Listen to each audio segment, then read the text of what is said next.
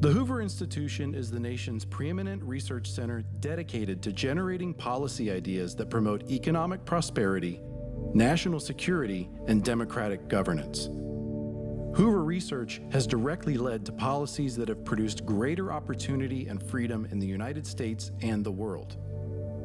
How has Hoover achieved this distinction? By assembling an extraordinary fellowship of policy-oriented academics and scholarly practitioners, by offering open access to a world-renowned library and archives, and by resolutely focusing on ideas that define a free society.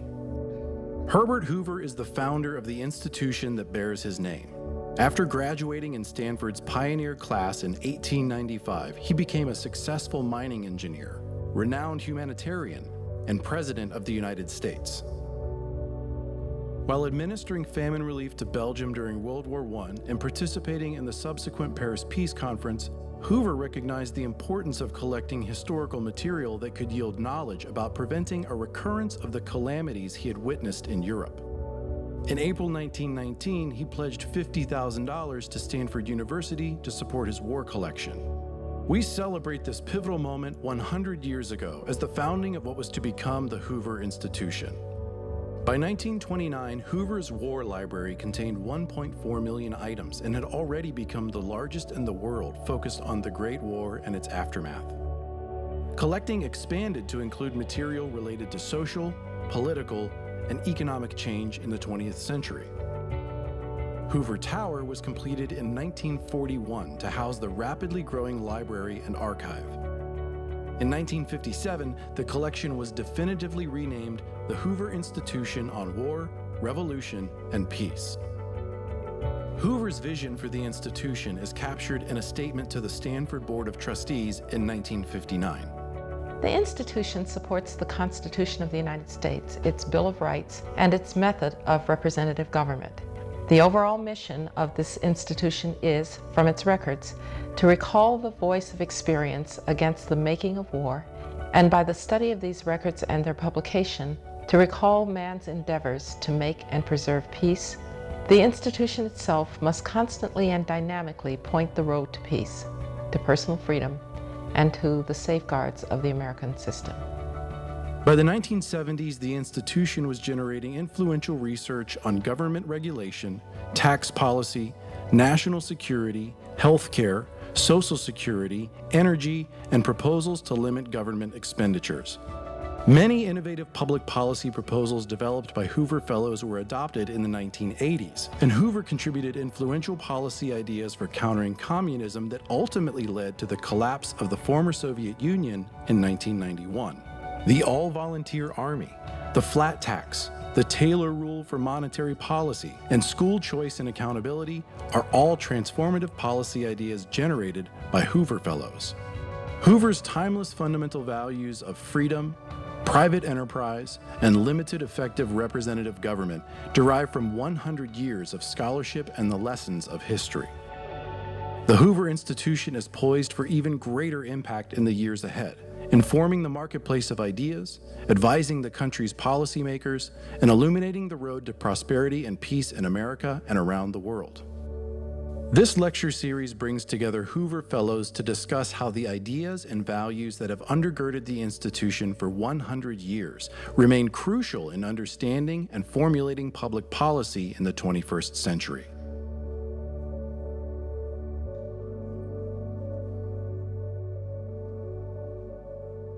Franklin Delano Roosevelt, Winston Leonard Spencer Churchill, and Joseph Vissarionovich Djugashvili, better known as Joseph Stalin.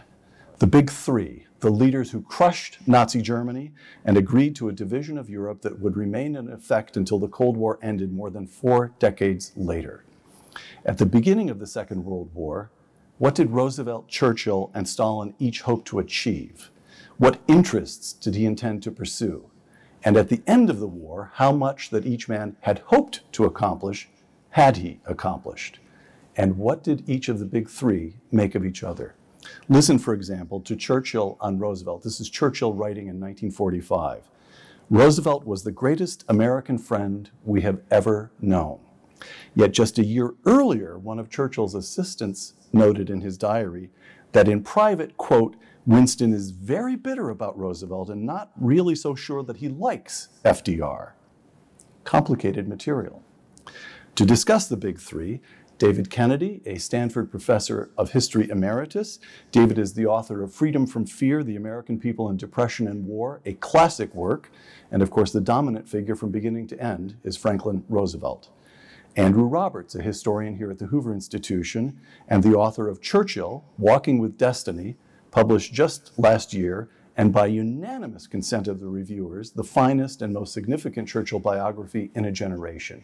Stephen Kotkin, a historian at Princeton and again here at the Hoover Institution. Stephen is the author of Stalin, Paradoxes of Power, the first volume in his projected 3-volume work on Joseph Stalin, and Stalin Waiting for Hitler, the second volume.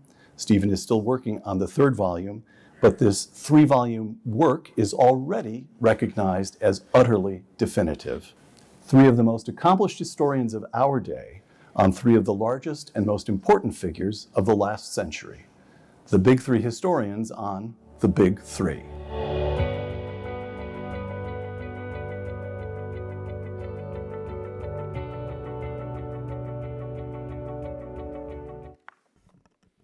Good afternoon, everyone. My name is Tom Gilligan, and I'm the director of the Hoover Institution.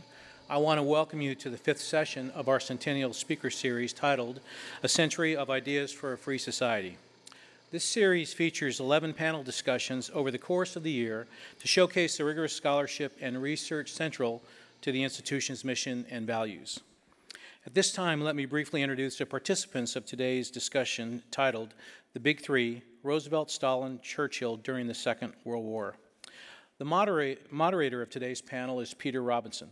Peter is the Murdoch Distinguished Policy Fellow at the Hoover Institution, where he writes about business and politics, edits Hoover's quarterly journal, the Hoover Digest, and hosts Hoover's video series program entitled Uncommon Knowledge.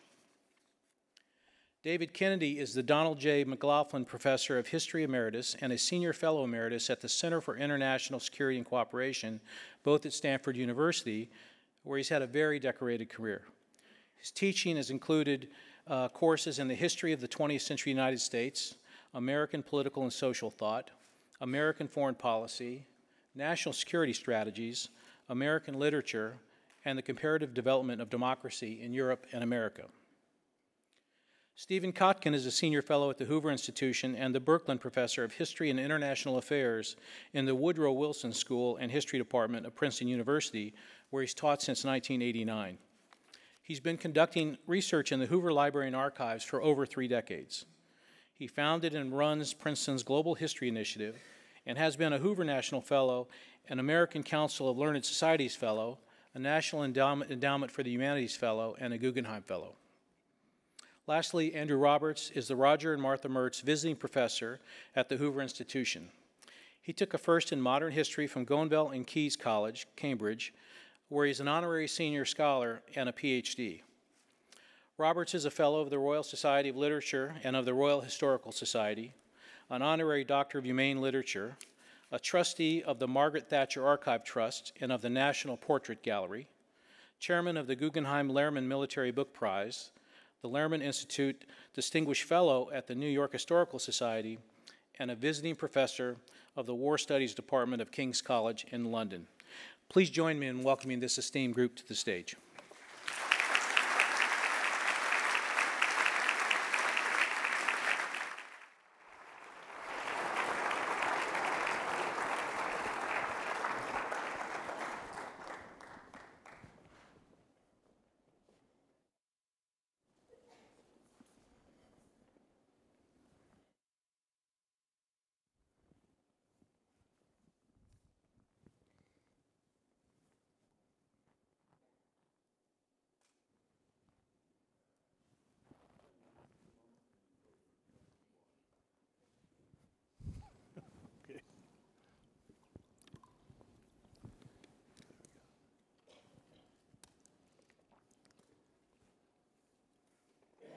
Thank you. If this takes any longer, I'm going to tell a joke. Should I tell a Churchill? Please do. Okay. There was a marvellous moment when Churchill's private secretary, Jock Colville, came to him and said that their cook had been made pregnant as the result of a nocturnal assignation with a man in the street in Verona. And Winston Churchill replied, "Obviously not one of the two gentlemen." Thank you, Andrew. June 21st, 1941, in violation of the Molotov-Ribbentrop Pact, Hitler launches Operation Barbarossa, named after medieval German emperor, invading the Soviet Union with some 4 million troops. It's in response to this Operation Barbarossa that the Grand Alliance, the alliance among Britain, the United States, and the Soviet Union, led by the Big Three, emerges. Britain immediately signs a mutual aid treaty with the Soviet Union. President Roosevelt and Prime Minister Churchill meet in Canada. They issue a declaration of war aims, the Atlantic Charter, which Stalin, still in Moscow, immediately approves. Although the United States will not enter the war until the Japanese attack Pearl Harbor, and 3 days later Hitler declares war on the United States in December 1941, President Roosevelt joins Prime Minister Churchill and Premier Stalin in an exchange of cables that will continue throughout the war. What did they want? As they responded to Operation Barbarossa, as the Big Three became the Big Three, what did each man want? What national interests did he intend to pursue? Andrew Roberts, writing on Churchill, the British Empire was his creed. Churchill's interest then, Andrew, is to preserve the empire? Well, first of all, of course, it was survival, just national survival. He'd spent 11 months under the threat of invasion from Germany from the time of the retreat from Dunkirk onwards. And so it was just a case of exhalation that Hitler had unleashed this massive invasion, the largest invasion in the history of mankind. 3 million men, 160 divisions or so, across into Russia. And that let him spot that, of course, Hitler was onto a two-front war, and so Britain, at least in the short term, was going to survive as an independent entity. He then, in the longer term, wanted to make sure that the Russians stayed in the war as long as possible and bled Germany dry, and he wanted then to ensure that the Americans, when they did finally come into the war in December 1941, were guided towards a Mediterranean strategy rather than an over-early cross-channel attack. We will come to the Mediterranean strategy in a moment. David Kennedy on Franklin Roosevelt. He may well have reasoned that Operation Barbarossa presented him with the opportunity to clinch the tenuous logic of his short-of-war strategy. We will ask you again, David, in a moment when the United States is at war, what FDR's aims are. But at the moment, Operation Barbarossa, the United States is not at war. What does FDR want? Well, I think I can summarize it most easily with reference to a familiar but often misunderstood phrase that Roosevelt would have understood deeply from the pen of Woodrow Wilson in his war address on April 2nd, 1917, when he said, "We seek to make the world safe for democracy." Notably, he did not say, "We seek to make the world democratic," but to create an international environment where those societies that had already organically established democratic practices and institutions could survive without becoming heavily militarized and disciplined in the way that a militarized society had to be. So I think at the highest level of principle, that was Roosevelt's aim. All right. Stephen, I want to know Stalin's war aims in a moment. But first, briefly if you could, how is it that Stalin is taken napping when Hitler double-crosses him and invades with almost 4 million men? So Stalin was prepared for the war. The Soviet Union actually had the largest military in the world. It had the largest tank park. It had the largest airplane park. It had gigantic forces already, not including those that it could still call up. Hitler, of course, had arrayed this huge force along the frontier. With Stalin, they had a new frontier because of that Hitler-Stalin pact. But Stalin was led to believe by German disinformation that Hitler would not actually attack. He was only massing the troops in order to blackmail Stalin. He wanted to gain from Stalin Ukraine and and other territories, concessions, without actually having to fight. So Stalin was sitting in his office, waiting for an ultimatum, expecting that he would be able to drag out the negotiations, expecting that if he could drag out the negotiations past a certain date, he could be safe for another year while he was continuing his military buildup. Instead of the ultimatum, which was a ruse, planted, as I said, by German disinformation, which fooled most of the intelligence services of the world, instead of that, he was attacked. During the moment of the attack, Stalin was still waiting for the ultimatum, which is one of the reasons he didn't give an order to fight back immediately. All right. Stalin, what are Stalin's war aims when he recognizes what's happening? What are his war aims? Well, yes, like it was for the UK, the Soviet Union's main war aim is survival. No one had seen an invasion force like this before. Thousands, more than 3,000 modern tanks, motorized infantry right behind the tanks, a huge attacking air force, combined operations on the ground and in the air. This was breathtaking what the Nazis invaded with. And from June 22nd, 1941, until December 1941, it was not clear that the Soviet Union was going to survive. Once survival became possible, then his war aims changed to aggrandizement. He wanted back all the territories that they had lost in the Revolution and Civil War, the Baltic states, Poland, part of Romania known as Bessarabia, and of course in the Far East, those territories lost to Japan in earlier wars. Right. So survival, aggrandizement, and then, like any good communist, projecting their power to every corner of the earth. Tehran. Churchill and Roosevelt meet on 11 occasions during the war. Churchill and Stalin meet on 3, but all 3 of the big 3 meet only twice.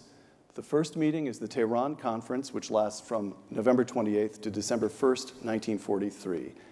As the big 3 meet in Tehran, the military situation.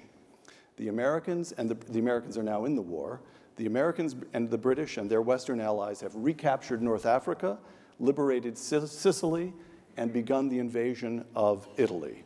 In the East, the Soviets have begun their great counteroffensive, and they have driven the Nazis back to a line that runs roughly from Leningrad. Leningrad is still besieged, but the line runs roughly Leningrad, Smolensk, and then down the Dnieper. David, I said I would give you a second chance at this one. Now the United States is in the war. What is Roosevelt thinking? What are his war aims now that he's at war? Well, not giving up the general high-principled aim of making a world safe for democracy, an open world, not mercantilist, not imperialist, and so on, keeping that in focus.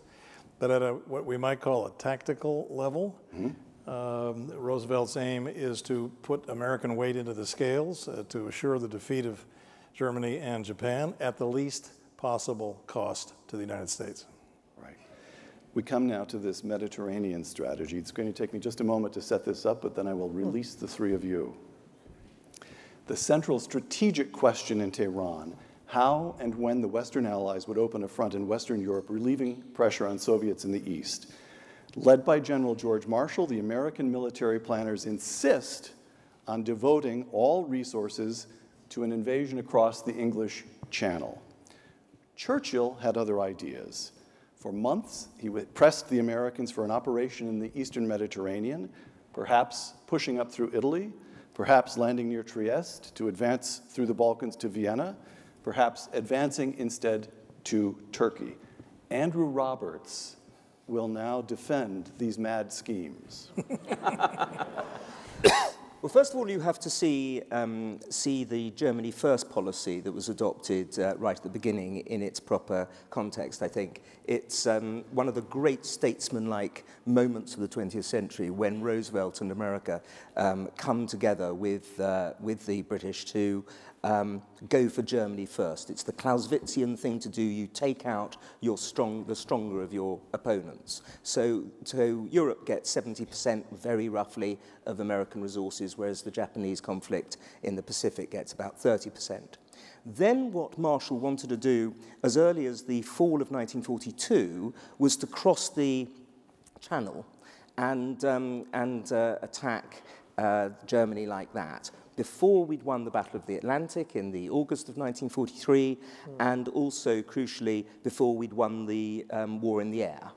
And that would have been disastrous. We'd have wound up with another Dunkirk evacuation on our hands. So what General Brooke, the Chief of the Imperial General Staff, and Winston Churchill did in many of those meetings that you spoke about was to persuade the Americans to adopt the Mediterranean strategy. That had been largely successful by the time of the fall of Rome on the 5th of June 1944, and the very next day they came across the Channel in the successessel operation. I want you to carry on, but I also want you to be aware that Franklin Roosevelt is looking increasingly dubious as you talk. No, absolutely. No, I'll take that on. I'd expect nothing less, in fact.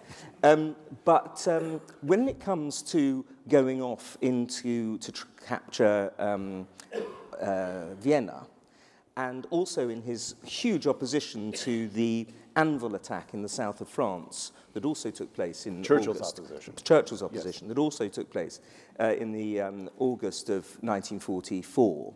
What Churchill was trying to do by then was to keep as much of Eastern Europe as possible in the Western bloc, the Western sphere, and stop it from falling under the Soviet maw. But the trouble was that not only, of course, did the Americans, quite rightly, want the war to end as soon as possible, but secondly, the actual strategy of it and the tactics of it was well nigh impossible. You had to go through something called the Ljubljana Gap, which isn't a gap, and the Germans proved again and again in the Italian campaign to be absolutely superb at defense and counterattack. When I was at my first day at university at Cambridge, my Dom told me that I tried to use the word inevitable in history. He said, you must never use the word inevitable in history, except for German counterattack. But you know, in Churchill's memoir, I think it's volume 4, you're going to know the citation better than I, he tells us his state of mind at the moment he heard about the Pearl Harbor attack. And he says something like, so the United States was in the war, into the neck and into the death. England was saved. I went to bed and I slept the sleep of the saved and the thankful. Now that done. It's virtually word for word. Well done. But it's a misleading statement, because what he in fact did was not exactly go to bed and sleep the sleep of the saved and the thankful. He came to Washington, D.C. to make sure that the Americans were not going to reverse the Germany first strategy and go hounding off in a war of revenge against the Japanese in the Pacific and abandon the Europe first or Germany first strategy. Now, he quickly finds out when he arrives that that's not going to happen. And I return you to Tehran, where Franklin Roosevelt does something, to me, astonishing. We've got this debate raging between Churchill and the British General Staff and the American military planners. Roosevelt remains at one remove from it. But now at Tehran, he turns to Joseph Stalin and says, what do you think? He lets Joseph Stalin, in effect, cast the deciding vote. FDR, what were you up to? What is Roosevelt doing there? Well, there were intelligence, well, let's back up a step, because sure. Roosevelt had promised the Russians a second front in 1942, that the West would mount a second front before the end of 42. Quite irresponsibly. Yes, no, it was a stupid thing to say, because it was impossible to execute and fulfill that promise. We had no force in being of a size that would have made any consequential effect whatsoever. But Stalin is continuously and repeatedly begging for the West to open a front on the western side of Europe that would draw off at least 40 German divisions from the Eastern Front, which was a charnel house. So Roosevelt goes to Tehran expecting to have to mollify Stalin yet again about the fact that there is no second front yet open as of late 1943. And just before he arrives in Tehran, there is an intelligence report that originates with John Dean, the military attaché at the Moscow embassy, who reports that maybe the Russians are no longer interested. in a Western Second Front, because they now have the upper hand on the Eastern Front, and if the West just delays the Second Front long enough, the Red Army can advance deeply into Western Europe. So Roosevelt is afraid at Tehran that maybe the Russians have lost interest in the Western Allies, and Stalin will align himself with Churchill and encourage more what the American military planners call periphery pecking, that is, attacking in the Mediterranean basin in North Africa and so on, but places that had really no strategic consequence when it came to the final defeat of Nazi Germany. And Joseph Stalin, what do you make of this dispute between these two? American intelligence wasn't always correct in its appraisals of Soviet motivations or even of Soviet capabilities. So the reason Roosevelt promised Stalin the Second Front was because he wouldn't promise him to accept the pre-June 1941 Soviet borders, which involved Soviet annexation of countries that had been independent prior to the war.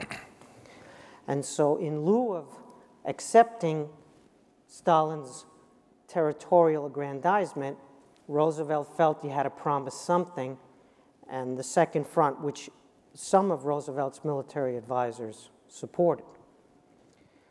Stalin had won the Battle of Stalingrad in the winter 1942-43.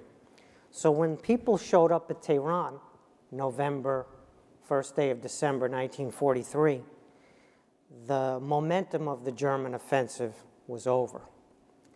However, the Germans still had a gigantic occupying army on Soviet territory and were not giving up. Stalin still felt at this point that the Second Front was necessary for him. I don't think Dean, the military attaché, got this right. It was also a matter of promises made, promises broken. How much could Stalin trust or rely on the Allies, and how much would they betray him? So the Second Front was an important test of whether the Allies were misleading him or he could rely on them. He still did the bulk of the fighting. Stalin. When the Normandy invasion occurred, the landing in June 1944, there were 30 German divisions approximately deployed in the West. And there were 220 plus German divisions still deployed on Soviet territory. And that's June 1944, let alone November 1943. So he needed the relief of the Second Front, and he was happy for the promise, but of course the promise was not redeemed yet again.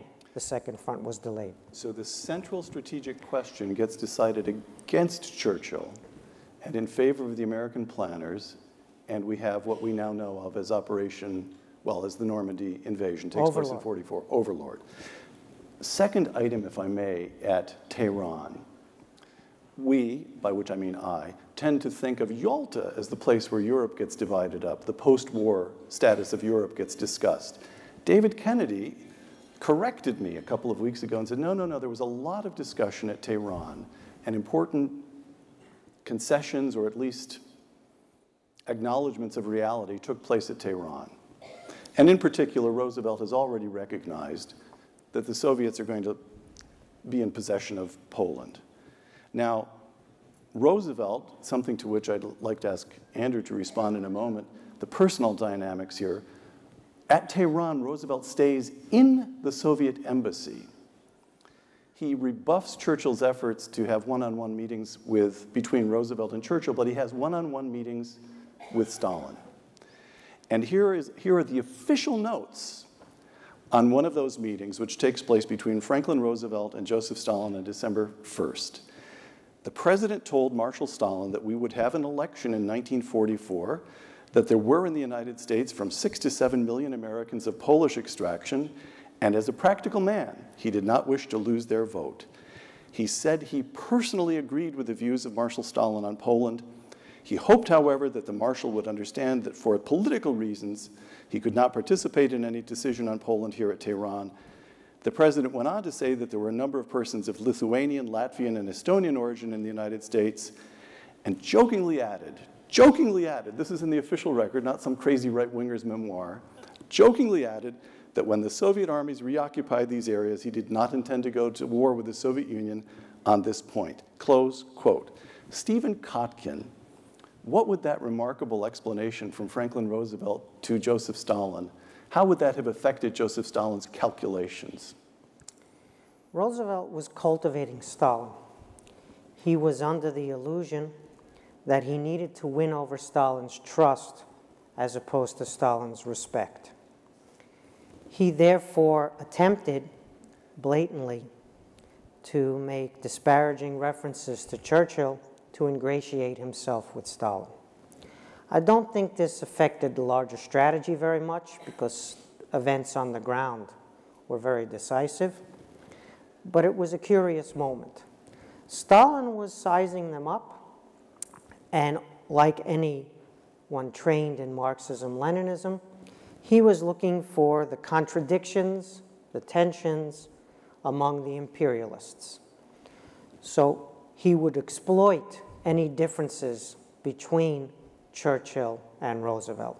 He had good secret intelligence already on their positions from his agents, and he also had intuition, which was quite sophisticated. He charmed them at the same time as he played them off one against the other. I'm not sure, however, how much that mattered in the end, and whether Roosevelt's error in trying to win Stalin's trust would have been better, would have led to a different outcome had he, for example, not done that. David, Roosevelt is under an illusion, it's Kotkin's word over there, and it made an error, but it didn't make any difference. You didn't quite say this, so I may be a little bit off base Go here, ahead. but there's a story that's been out there for 70 plus years that Roosevelt naively tried to establish a personal rapport with Stalin, called him Uncle Joe, and did all kinds of things just to be chummy with him, thinking that on the basis of his own personal charm, he could win Stalin over to be a good partner in the family of nations. I've never believed that story. I don't think it has much merit. And let's go back to the periphery pecking British strategy versus the grand American strategy, the code name for which was Bolero, which was meant to have a staged buildup in the British Isles and then eventually a cross-channel invasion, the event we know as D-Day. But D-Day happens in June of 1944. It was originally scheduled for July 1 of 1943, and it was, among the reasons it was delayed was because of the periphery pecking in the Mediterranean. So when Dwight Eisenhower heard about the decision to invade North Africa in 1942, he said in his diary, "This is the blackest day in the history of our nation, because we're making a huge strategic mistake to put resources into this theater, which really doesn't have any material consequence for the outcome of the war." To mollify Winston Churchill. Yes, and then the next thing Eisenhower said in that diary entry, he said, we must never lose sight of the fact that the great prize we seek is to keep 8 million Russians in the war. Yes. So he knew where the real military weight of opposition to the Germans was. We had it wasn't this, with the British, it was with the Russians. Hold on one sec. Restrain yourself for another 20 seconds. We So may Dave, have to go outside and settle this. we have this argument, which is an argument. 4 out of 5 Germans who are killed in the war are killed by the Soviets. The Soviets pay a price of 20 million dead, not wounded, but 20 million dead during the war, 25 million killed during the war. And so the argument would be, if Roosevelt is trying to play Stalin, he actually played him pretty well. He caused the Soviets to, all right. So there's that argument. But on the other hand, here he is cozying up to Joseph Stalin and saying, you understand, of course, that I have political constraints, but would you help me out here? Just throwing Poland under the bus at Tehran. It happened, at least according to the official notes. Poland was under the bus. Yes, Poland's already under the bus. Way longer than Tehran. Now to Churchill. All right. Unfortunately, Poland got a raw deal being located between Nazi Germany and Stalin's Soviet Union. It would have been better had Poland been located, for example, on the west coast of America. Andrew has, What's the title of Norman Davies' book, Devil's Playground? Andrew has listened to David use the term periphery pecking about a dozen times, and he can no longer restrain himself. Go. Right. Firstly, the American army was not ready in 1942 or early 1943 to cross the Channel and take on what was still the best army in the world. True enough, but it was going to be even less ready if it wasted resources in the Mediterranean. It didn't waste resources in the slightest. It helped capture 250,000 Axis troops who surrendered in Tripoli in May 1943. It then was able to draw 18 divisions down out of France for when the big punch was going to come across the Channel, drawn down into Italy. It was nothing like periphery picking. It was bloodying the American army, yes, but not in such a negative way that you weren't able to cross over on D-Day with 156,000 men and deal a knockout blow to the Germans. This would not have been possible until you had had some defeats like Kasserine Pass and so on. You also had a problem. Of course, Italy was a terrible place to fight, but nonetheless, it was knocking out another of the Axis powers in September 1943, which was a worthwhile thing to do. What would have been wrong would have been to have taken the Ljubljana Gap route, but that's solely down to strategy. Politically, of course, it would have been fantastic, but ultimately, the generals like Marshall and Eisenhower were right not to go the Churchillian route. So the U.S. Chief of Naval Operations, Ernest King, Admiral King, was a foul Anglophobe. Yes, but he said in a discussion in July of 1942, he said, Winston Churchill will invade Europe only behind a Scottish bagpipe band. Well, of course, Churchill had commanded a battalion in the Royal Scots Fusiliers in the First World War, so he knew how good fighters they were. All right, boys. The problem with The problem with 1942 was the British would have had to do the fighting. When the Americans decided that they would want a second front invasion through France in 1942, it was the British Land Army that would have to do the bulk of the fighting at that point in the war. That was not going to happen. And when we tried out an attack, admittedly a small attack, but over 5,000 men, Canadians at Dieppe in August 1942, we lost 3,500 killed and wounded. Yalta. Second and final meeting of the Big Three takes place at Yalta, February 4 to 11, 1945. The leaders meet in a rambling villa that Nicholas II had built overlooking the Black Sea. The military situation as they meet. In the West, the United States, the United Kingdom, and their allies have liberated all of France and Belgium and are preparing to cross the Rhine into the German heartland. They will encounter resistance. The Battle of the Bulge will take place, but still, they're preparing to cross into the German heartland. In the East, the Red Army has already driven the Germans out of the Soviet Union and all the way across Poland. And as the Big Three confer, the Red Army is only some 50 miles from Berlin. Among the agreements at Yalta, Roosevelt wins a commitment from Stalin to participate in the United Nations. Stalin promises to enter the war against Japan within a few months of the defeat of Germany, and the leaders agree to divide Germany into zones of occupation. But perhaps the primary topic of discussion at Yalta is that country with the worst luck in the world, Poland. Historian Christopher Andrew, quote, having already conceded Soviet dominance of Poland at Tehran, Roosevelt and Churchill make a belated attempt to secure the restoration of Polish democracy and a guarantee of free elections. Andrew Roberts described Churchill's efforts. Well, they were naive.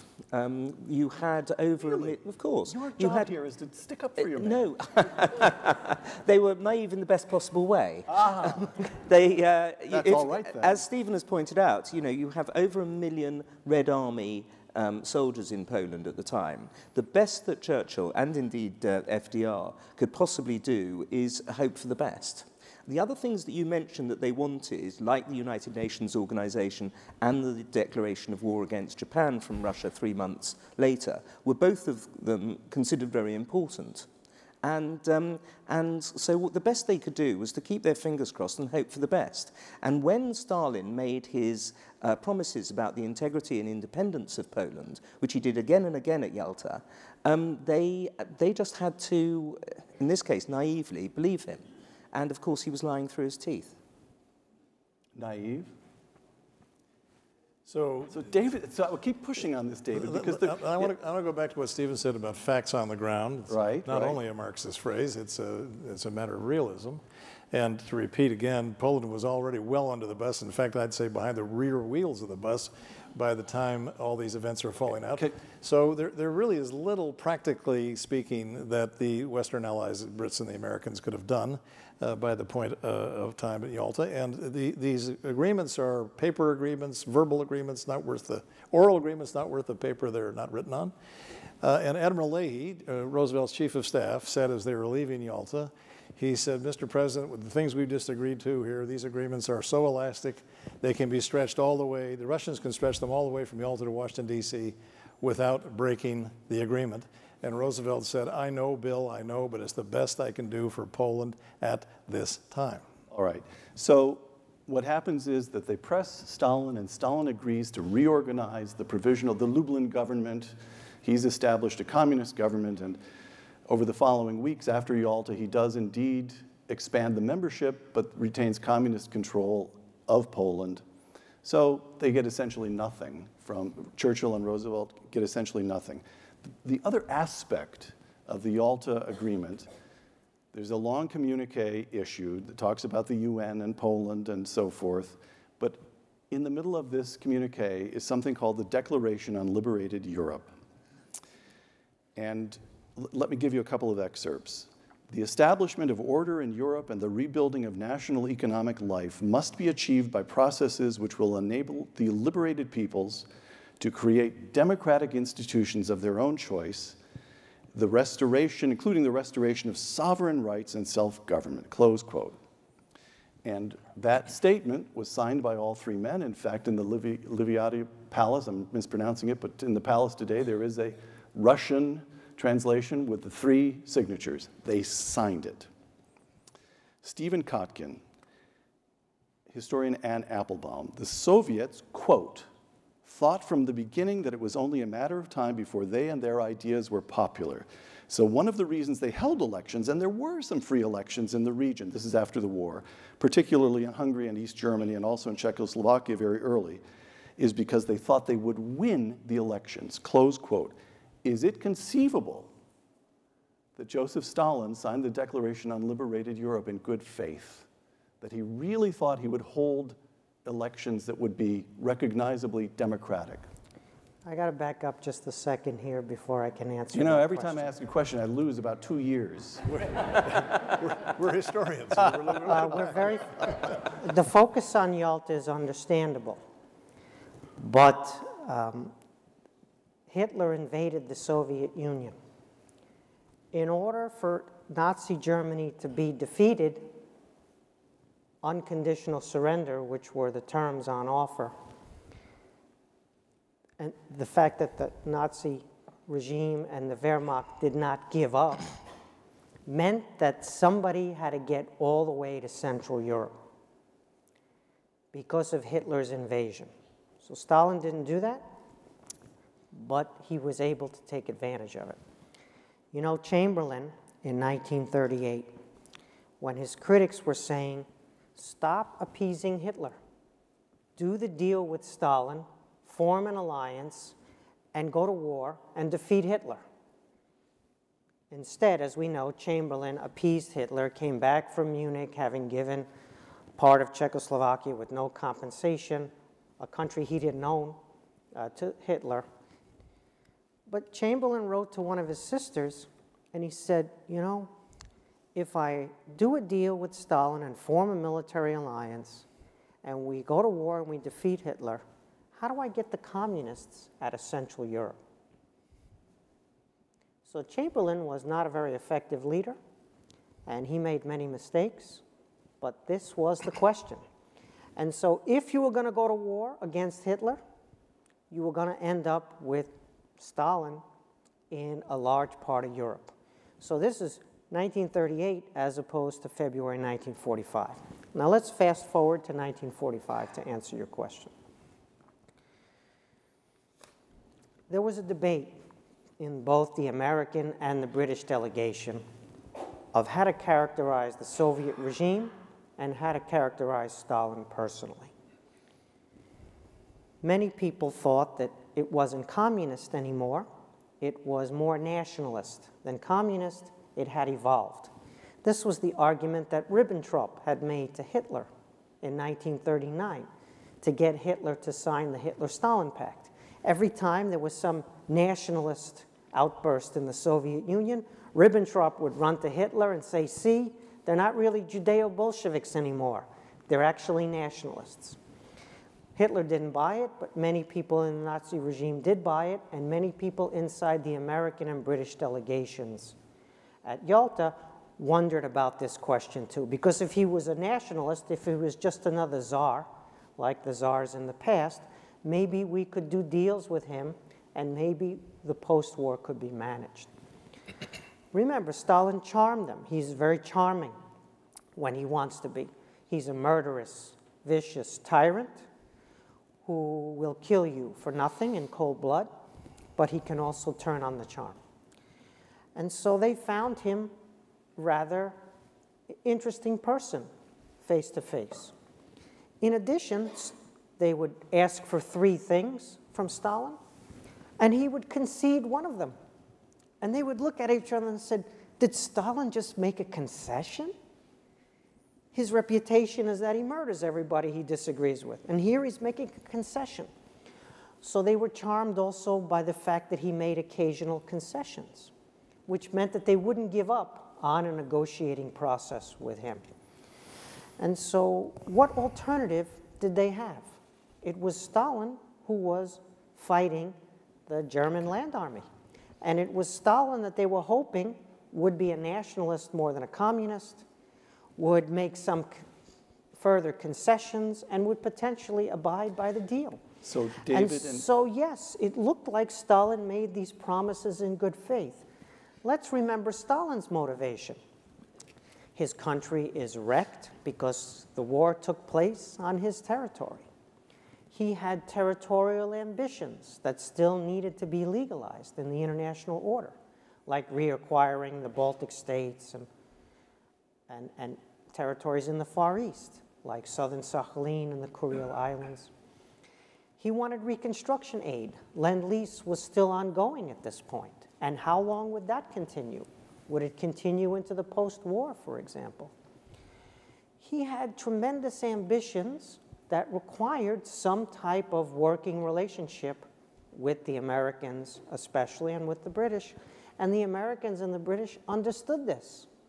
So they felt they had some leverage. So, Andrew, go ahead. I think it's also worth pointing out that the 2 things that, as you so rightly say, he gave to FDR, namely the declaration of war against Japan 3 months after the defeat of Germany and the building of the United Nations organization, were actually going to work in his favor as well. In Stalin's favor. He would wind up being on the winning side against Japan. As it was, of course, he only needed to do it a few days because of the nuclear bomb, but nonetheless, he did undertake what he promised to. And also, of course, especially if the United Nations organization was going to leave Moscow with a veto in the Security Council, that was going to work in Russia's favor as well. I want to go back to something that Stephen mentioned about unconditional surrender in the context of your question about acting in good faith. So let's remember when the unconditional surrender formula was promulgated or announced. It was at the Casablanca Conference in January of 1943. The date is important because the decision is just... Casablanca, Roosevelt and Churchill are there. But it was mainly Roosevelt, and Churchill went along with it. Yes, and Roosevelt, as I understand it, you can correct me if I'm wrong, Churchill was caught a bit flat-footed by this. Yeah. That Roosevelt announced it more or less unilaterally, and Churchill, of course, acceded. Yeah. But the timing is important. January of 1943, there's still no second front. Roosevelt has not delivered, Churchill hasn't delivered on the second front, and they're about to announce that there will not be a second front in all of 1943 because they're going to redeploy the North African force to invade Italy, which is, again, not a strategically important venue as far as Stalin is concerned. And it's in that context that the unconditional surrender formula is announced. And one way to read that and understand what was going on is this is a consolation prize for no second front. We will declare no unconditional surrender as the outcome of this war. And then what happens? The Western Allies invade Sicily, and proceed to negotiate a conditional surrender on the part of the Italian government. So talk about bad faith, there's plenty to go around. All right. I want to go back to the Declaration on Liberated Europe for a moment, and to the question that Stephen just put before us, which is, what is Stalin up to? Is he a nationalist or is he a communist? And to return to Franklin Roosevelt and Winston Churchill, who are, after all, leaders of democracies, and what they say to their own people matters.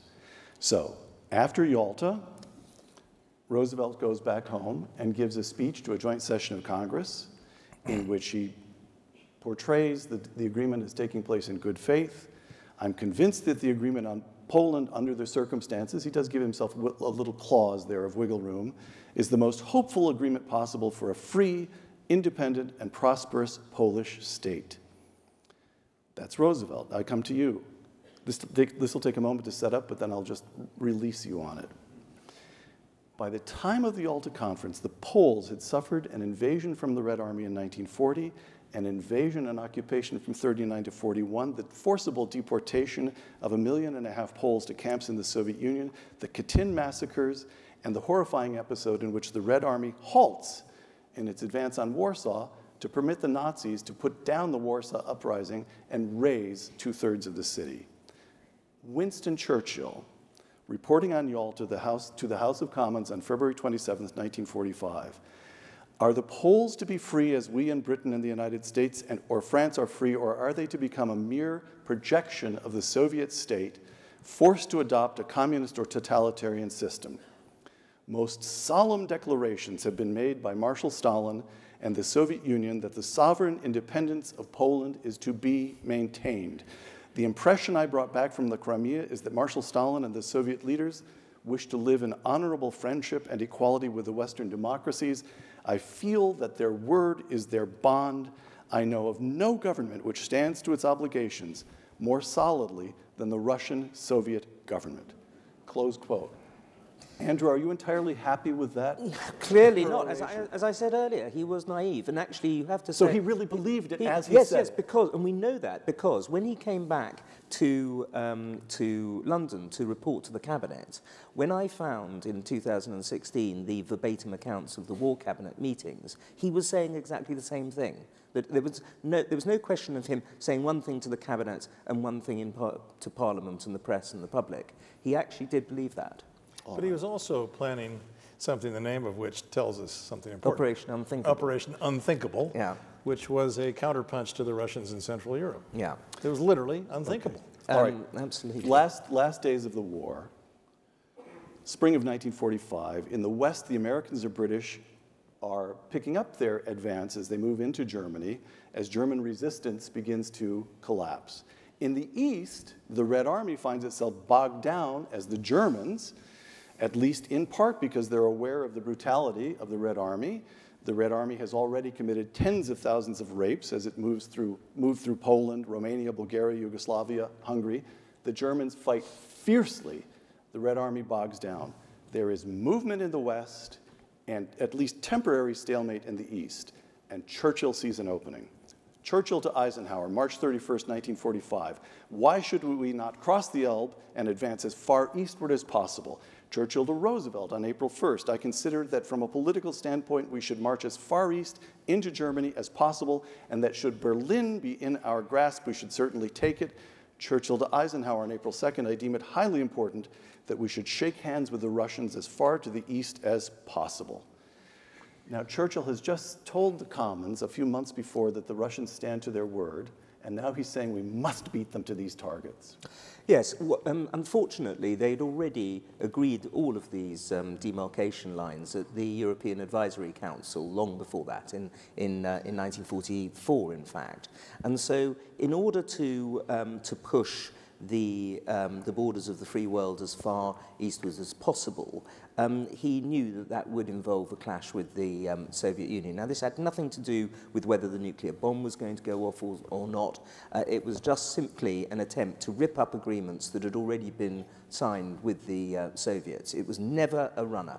The Americans were never going to go for that. And it was, I think he was making those statements more with an eye to history than to policy. Oh, really?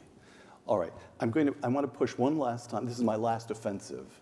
I'm going to push, this is my battle of the bulge, my last offensive against the three of you here. On this question, all right, so the argument runs, Poland was already thrown under the bus, the Red Army was where it was, there was nothing anybody could do about it. And Roosevelt may have seemed to be naive, he may have been playing a deep game, whatever, it doesn't matter. The facts on the ground were what mattered, and what Roosevelt said and what Churchill said that seemed to be cozying up to whether they the whole question of charm and naivete is beside the point. All right, maybe. But let me try one on you. And the one I want to try is Czechoslovakia. The coup doesn't take place until 1948. And writing 20 years later, Eugene Rostow, pretty smart analyst, says that the American, quote, failure to deter the communist takeover of Czechoslovakia in 1948 was one of the most serious mistakes of our foreign policy since the war, close quote. Now, I think you know Igor Lukas and his book On the Edge of the Cold War on Czechoslovakia. The argument is that a vigorous diplomacy in Czechoslovakia by the United States would have prevented the coup. Why wasn't there a vigorous diplomacy? And the argument might be that because FDR is whitewashing Stalin, telling the American people that we have this grand alliance, and one of the people who actually buys that is Harry Truman, who takes a couple of years to figure out what he's really up against in the Soviets. So the argument would be, if Roosevelt had been more realistic in briefing Congress, if Churchill, if both of these men had kept their feet on the ground at all times and not given way to naivete, at least Czechoslovakia might have been saved. I'm getting nothing from any of the three of you on that one. I think it's worthwhile to remember, though, 3 years earlier, we thought we were going to lose Greece.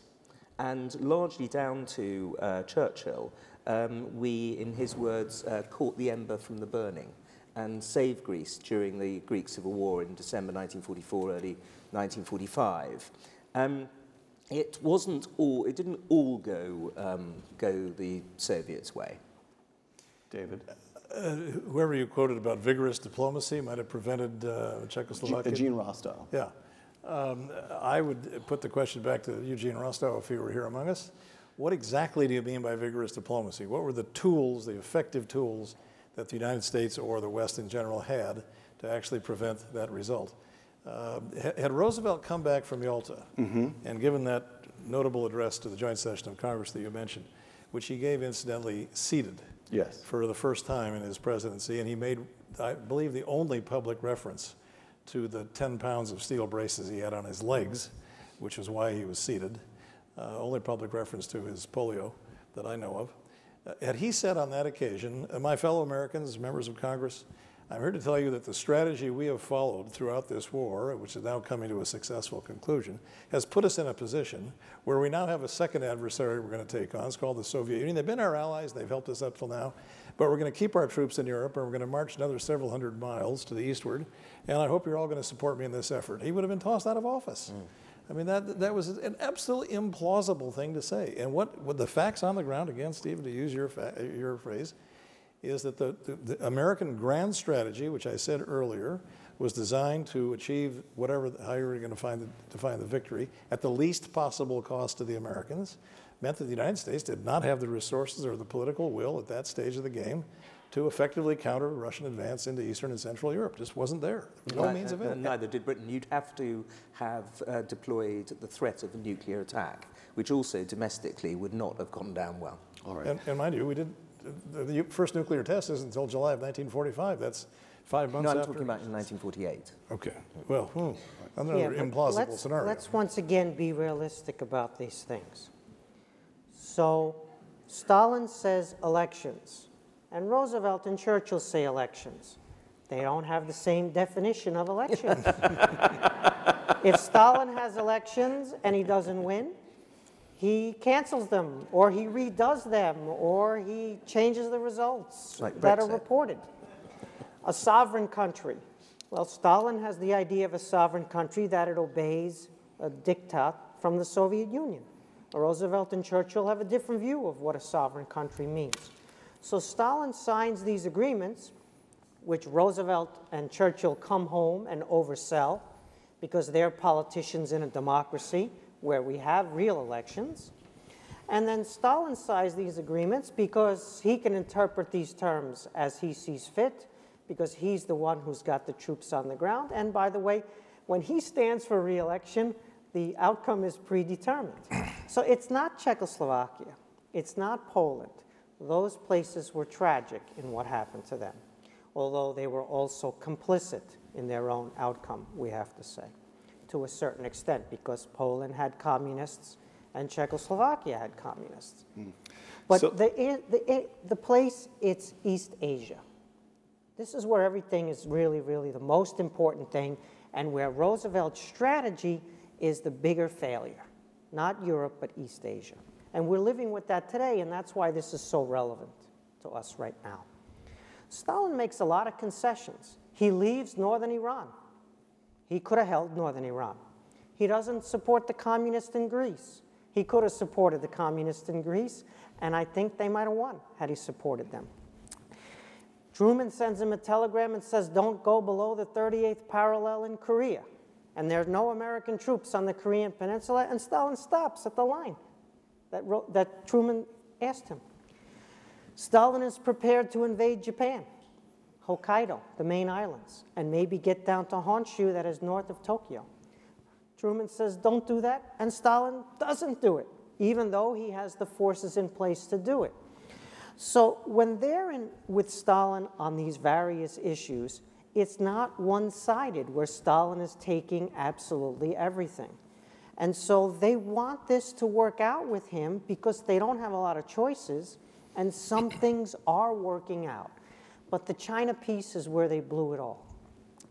Roosevelt decided on his own that China was a great power and would be one of the great powers following World War II. He called them famously the Four Policemen in 1942 when he had a one-on-one with Molotov, who was the Soviet foreign minister. It would be the UK, the US, the Soviet Union, and China. And he wanted to elevate China. The UK, Churchill wanted to elevate France, so we ended up with 5 members with vetoes on the Security Council in a bargain. But China was inserted into that because of Roosevelt. Now, in China, Chiang Kai-shek, the nationalist, the Kuomintang, had a government which controlled something like 60 to 80% of the territory, depending on how you measure control at the end of the war. And then there was a communist insurgency in the interior. The deal was Stalin destroys the Chinese communist insurgency in exchange for the stuff he wants in East Asia. We wouldn't send the troops to China and garrison China with 100 or 200 or 300,000 troops because American domestic politics wouldn't do this. So how about if Stalin killed the communists? Remember, he killed more German communists than Hitler did. So Stalin knew how to kill communists. If we had asked Stalin to take down the communist insurgency in China and therefore to support Chiang Kai-shek, then we might have been able not to suffer the, quote, loss of China in October 1949. And remember now, that's going to affect that UN veto seat eventually when we get to the Nixon-Carter years, right? And so we've set things up with Roosevelt elevating China to this position, but not following through on getting Stalin to do the dirty work that we could have bargained for, given the pieces that were on offer to Stalin that he desperately wanted, which was reclamation of southern Sakhalin, reclamation of the Kuril Islands, leases or control over ports in northern China, reclamation of the railroads there. He was asking for the moon, and we didn't get much in return in terms of the political equation because we asked for the military stuff from him. So that was the blunder. And that blunder is on Roosevelt as well as Truman. Can I add a word to that? Yes, yes, I think I have to. Just to dwell on East Asia for a moment longer, one of the 4 big agenda items at Yalta, of course, was these terms and timing of the Soviet entry into the war against Japan. Japan and the Soviet Union were not at war until the very end of the day in the summer of 1945. And on the American side, it was thought that the weight and the impact of a Soviet declaration of war against Japan would make it conclusively clear that Japan was wholly isolated and now had yet another adversary, a historic adversary that was mobilizing in East Asia against it. So the ostensibly greatest logic of getting the Soviets into the Pacific or Asian War was to accelerate the end of that war against the Japanese. And remind you, even at Yalta, there's still no certain knowledge that the atomic device is going to work. And so the Soviet declaration of war was thought to be one of the big chips that we had to play to move Japan toward surrender. That's number one. But number two, let's go back to Europe, because there's a European logic to getting the Soviets into the East Asian War. And this goes to what tools were available to slow down the Soviet penetration of Eastern and Central Europe, was to hold them to the commitment to deploy substantial resources in Asia, which were then not available in Europe. So it was a way to diminish, in some degree, not a large degree to be sure, but to diminish to some extent the weight of Soviet military force in Europe itself. So given the tools available, that was one that was used to slow down the Soviet penetration of Eastern Europe. Right. Moving to a few final questions now. Who won? This is the last question that'll cause me to huff and puff just to set it up. Who won? A couple ways of looking at it. Churchill wanted to defend the British Empire. The British Empire begins to unravel almost immediately. A British withdrawal from the Eastern Mediterranean in 47, India achieves its independence in 48. So on that argument, Churchill failed. Roosevelt wanted to establish a new international order based on the United Nations. The United Nations becomes a platform for 4 decades for tin pot dictators. Our colleague here at the Hoover Institution, Neil Ferguson, quote, "The principal beneficiary of the Second World War was Stalin's Soviet Union. The wartime alliance with Stalin, for all its inevitability and strategic rationality, was nevertheless an authentically Faustian pact. Your man Roosevelt and your man Churchill really did make a pact with the devil, and it was expensive." Here's the other way of looking at it, as best I can tell. And Andrew Roberts is going to get the first crack at correcting me, or describing the correct way to look at it. We began this conversation in June 1941 with the Germans pouring into the Soviet Union on 3 fronts. Britain's in peril. Germans besiege Leningrad. They come within sight of Moscow itself. We end with Hitler dead, Britain and all of Western Europe free, the United States in a position to lead a long and peaceful struggle. Stalin occupies Eastern Europe, but he's lost 20 million or closer to 25 million on David Kennedy's figures. The United States suffers fewer than 500,000 dead. And in the end, the Cold War would go the West's way, not the Soviet Union's way. Churchill and FDR may have proven naive here and there. They may have made mistakes, but they won. Andrew.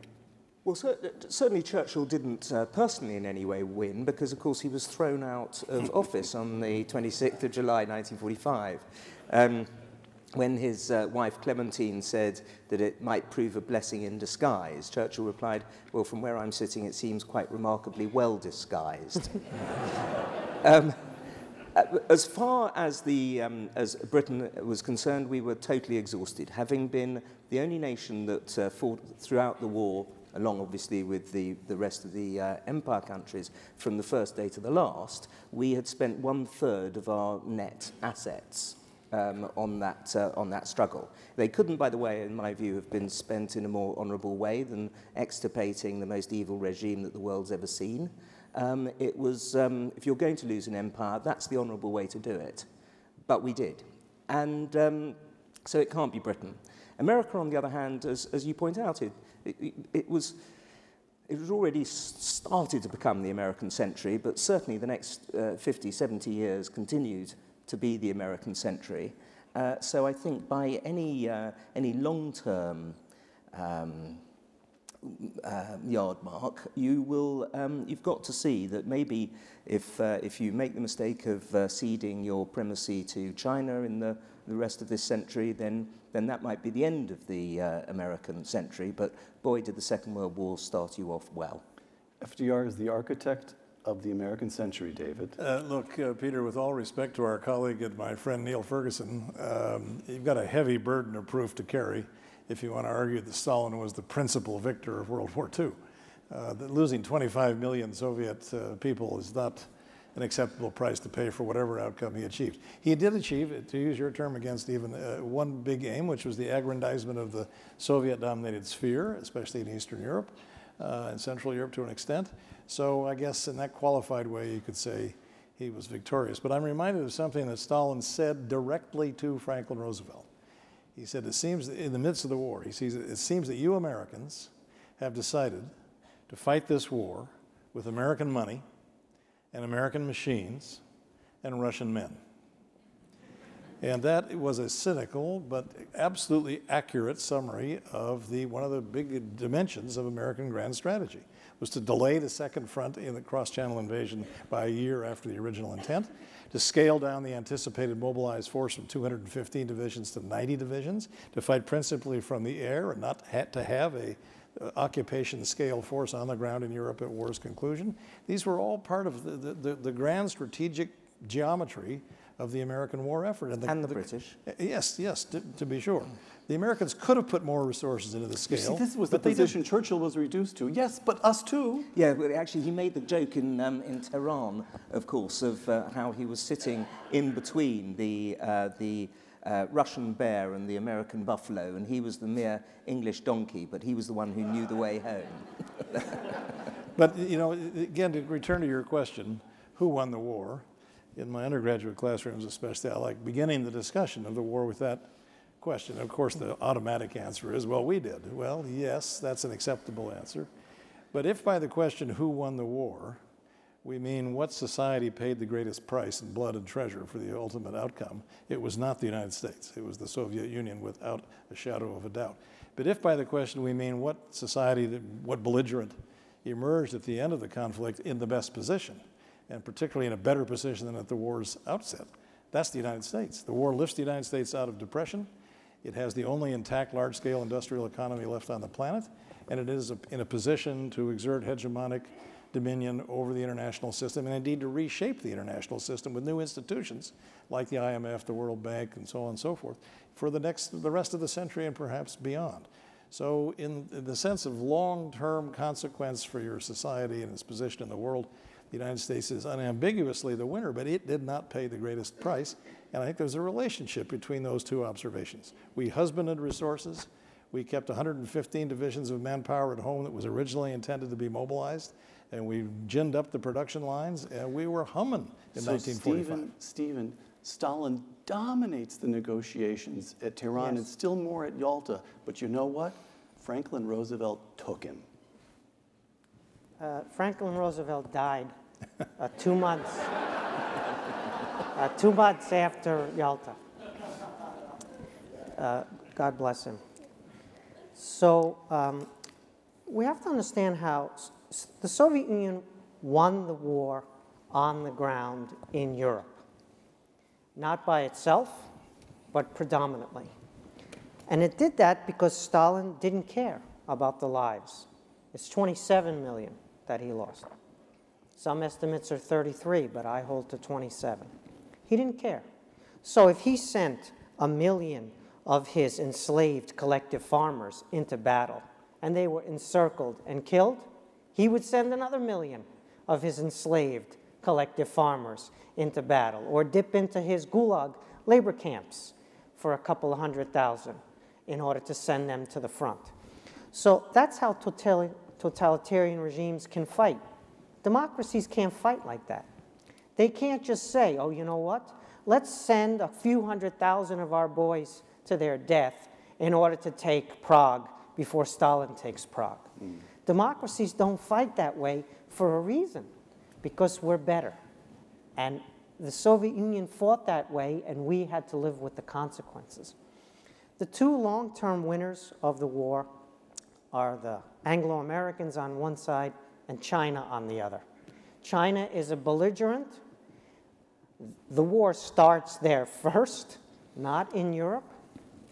And China emerges on the winning side. And as we're living with it today, they are clearly one of the big winners. Stalin wins the war and loses the peace. China and the US win the war and they win the peace. The problem, however, arises because we have the same difficulty understanding that today's Chinese regime is communist. They're communists. They're not nationalists. They're not charming. They're not going to be our friends, and we're not going to win their trust. The same problem we had in the Tehran and the Yalta and the Potsdam and afterwards of wanting to look at communism in the face and make it go away and become something else, evolving in a direction where we could work with it, a traditional nationalism. We just lived through 20 years of this with the regime in Beijing. And now we've woken up and we've discovered, you know, maybe this whole time that's been a communist regime. And maybe their values are different from our values. And maybe they treat their people differently from how we treat our people. So they won the war too, but it's not clear that they're going to win the long-term peace. That's within our power to effect. Two last questions, both brief. 70 years later, going on 80 years later, here we sit in the middle of a major university. The students here, the students who just graduated this past June, had no memory of the Second World War. They had no memory of the Cold War. Why does it matter? What can you say to a 22-year-old who has all of tech before them? How can you make them understand why this matters? Stephen, briefly. Well, you want to work for Stalin, or you want to go to work for the evil empire, Google? Those are your choices, right? David, would you redeem this question, please? Well, I think there are enduring lessons of this whole sorry episode. One is, I mean, just to say the obvious, it is the most formative, cataclysmic, colossal event of the 20th century. And it left a legacy for states and peoples that comes right down to the present day, as Stephen has just very elegantly pointed out. Present-day China, in a sense, is, we can trace the genealogical line from the outcome of the war to China's position in the world today. But there's another larger set of lessons in here, I think, about what happens when an international system that is supposed to keep the peace amongst nations breaks down, and how god-awful cataclysmic the consequences of that can be, in particular when a potential player with the weight and influence and moral values to try to maintain at least a semblance of international peace withdraws from the system. In many ways, that was the lesson of the interwar period, when the United States was essentially absent from the international system. And though the causes of World War II were highly complicated, to be sure, America's being MIA, you might say, was certainly one of them. For example, it cited a document that historians of this period know well, the so-called Hossbach Memorandum, where Hitler in 1937, I believe it was, outlined the geostrategic future to his senior political and military leaders. And he goes through country by country predicting what will happen when he takes this initiative, what the response will be, and then how he'll counter, and so on and so forth. He goes through this long recital, and it's a work of dark genius trying to predict the future, but he never mentions the United States. The United States doesn't even figure in his thinking about what the geopolitical future might be. It was an important lesson for this society to learn that if we want to live in a world that is beset by those kinds of monsters and tyrants, if we don't want to live in such a world, we need to be engaged. Andrew, why does it matter? Well, you're quite right about students not knowing about it. There was a very large survey of British teenagers a few years back, 20% of whom thought that Winston Churchill was a fictional character. Even though 47% of them thought that Sherlock Holmes was a real person, and 53% of them thought that Eleanor Rigby was a real person. So we do have a problem here. I'd like to, you'll be reminded about what Stephen said about how Stalin didn't take much notice of elections. It reminded me slightly of the attitude that Brussels has taken to a certain British referendum, in which they took no notice of the votes of the majority.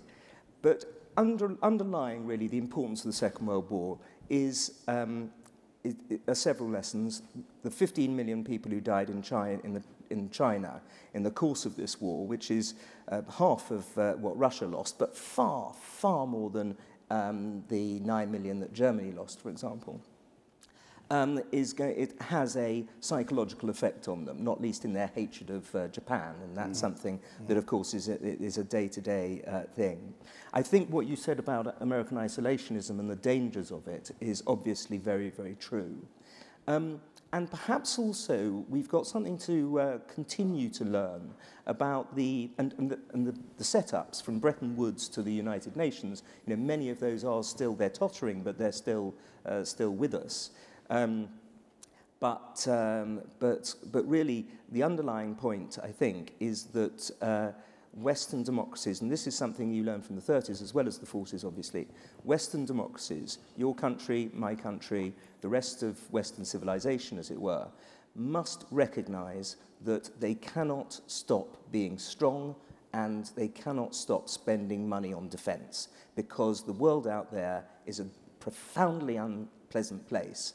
And what is National Socialism in Nazi Germany and essentially national communism in China, and God knows what you'd call it in Russia, they genuinely are out to get you. Last question. Claire Booth Luce used to say that history would accord even the greatest figure only one sentence. Abraham Lincoln freed the slaves. Gentlemen, one sentence. This will test your powers of concision. David Kennedy, Franklin Roosevelt, what one sentence will history accord him? Should history accord him?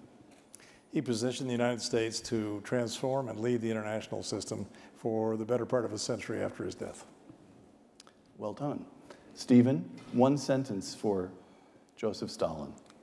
He created a superpower with feet of clay and lack of morals. Andrew, Churchill. Never gave in. Beautiful.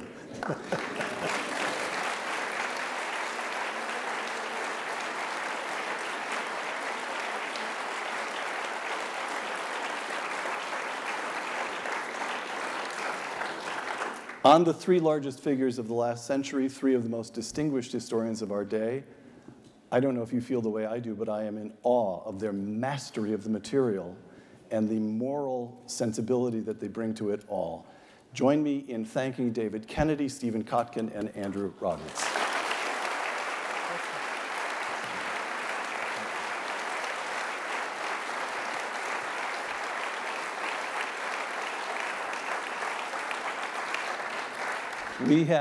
We have time for just a question or two, and I have used the moderator's privilege. We have with us one historian who is as eminent as the three who are up here. Ladies and gentlemen, Professor Norman Neymark.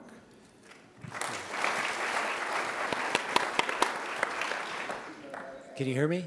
Yes. Okay, I'm the plant. I'm supposed to serve a softball. I don't know what that is versus a hard ball, but let me first of all congratulate you on the wonderful panel. That was really fascinating. And maybe one thing that didn't come up that I would add. Now he starts. Not too long, is that this is the latest scholarship. In other words, this is the latest scholarship on a very complex set of issues, and we're hearing, from three gentlemen who are aware of what all the latest documents are and that sort of thing. So thank you very much for a fascinating panel for anyone.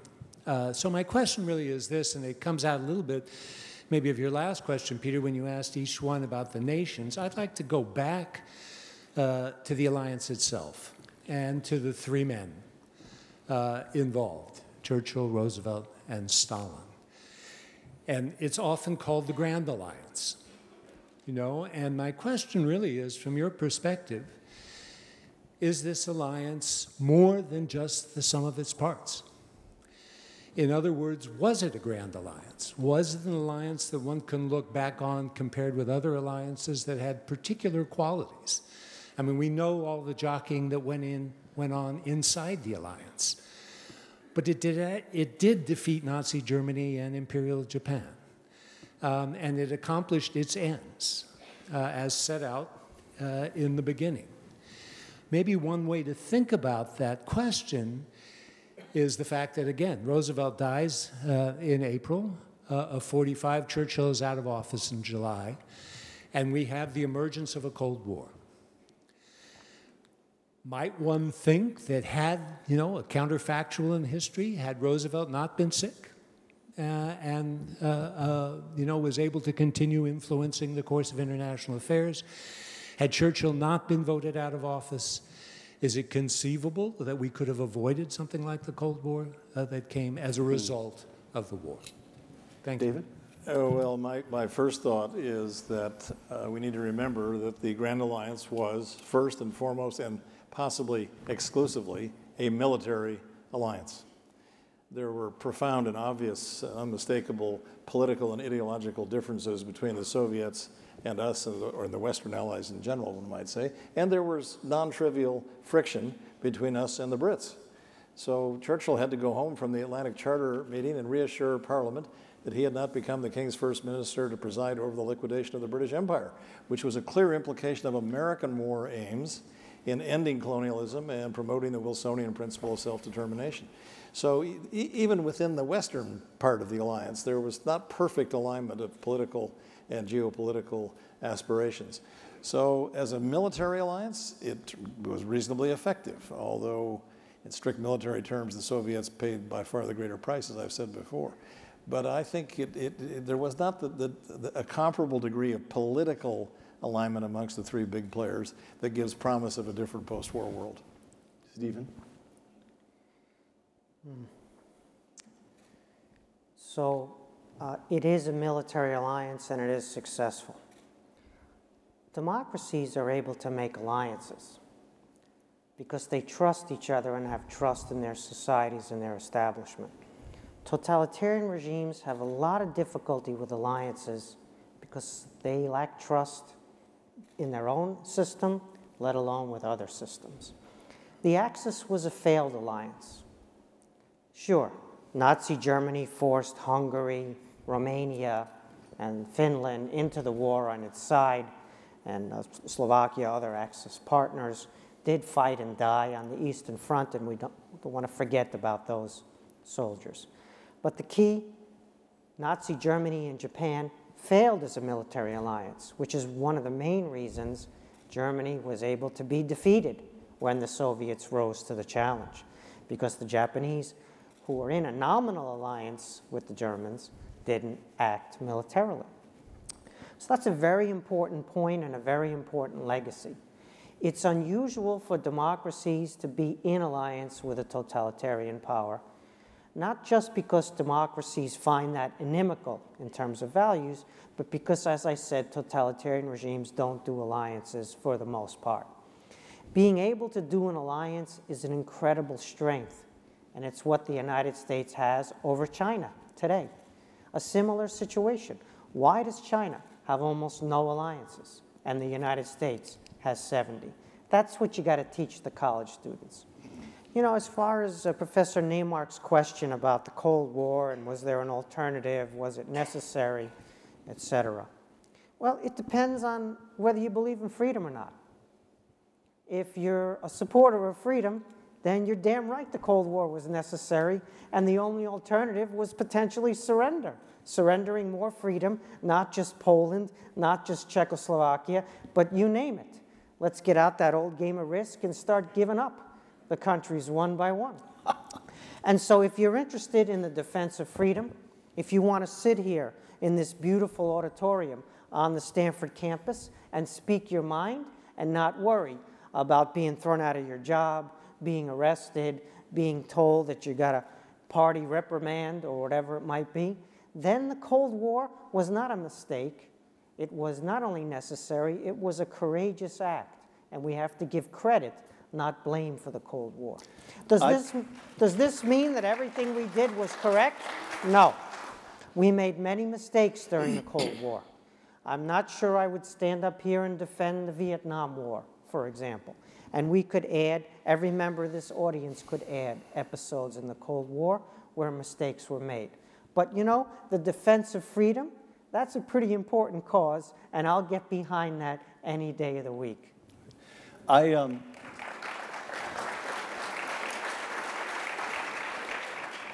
Speaking of freedom and lack of freedom, I am under a tyrannical diktat to end this at 6 p.m.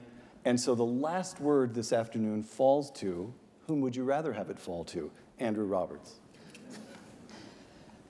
I think it's very important to remember that the Grand Alliance was an epistolary alliance. It was built on letters. You only had 4 days at Tehran, where the big three were together, and 8 days at Yalta, 12 days in all. By contrast, Churchill met FDR for 113 days, and he met Stalin 4 times. It was therefore conducted in the 862 letters that Stalin received from the other two, and in the 1,600 messages that Churchill and Roosevelt exchanged. It wasn't a truly personal thing at all. It was entirely down to realpolitik. And when Churchill heard about the invasion of Russia, even though he was a devout anti-communist, the first in many ways, and certainly the most violent anti-communist that we had in the 1920s and much of the 1930s, he nonetheless told the House of Commons that that if Hitler invaded hell, he would make a positive reference to Satan in the House of Commons. And essentially, that's what he did from June 1941 until the end of the Second World War. Stephen Kotkin, David Kennedy, Andrew Roberts, thank you.